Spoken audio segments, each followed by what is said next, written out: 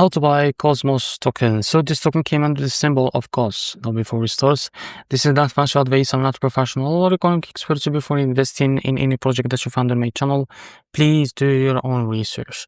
Now before going on about this token, go and check Derek's account and keep following the updates about this token. As you can see, this token is available on the screener. It's created 6 hours ago and increased by 2 million% in the last 24 hours. And also this token trending number 14 in the Pulse chain network. Now to be able to buy this token, just click here trade calls. As you can see, now click on this icon to expand this window. Now after that, as you can see, you will be able to redirect it to Go Plus or to Go Pulse website. Now first of all, as you can see, now from here, as you can see, I will just disconnect my wallet because I connected before.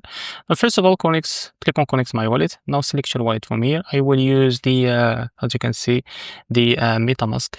So make sure to use the MetaMask. Now, first of all, just log in to your wallet to be able to connect it. Now click on unlock to connect your wallet. Now click on connect.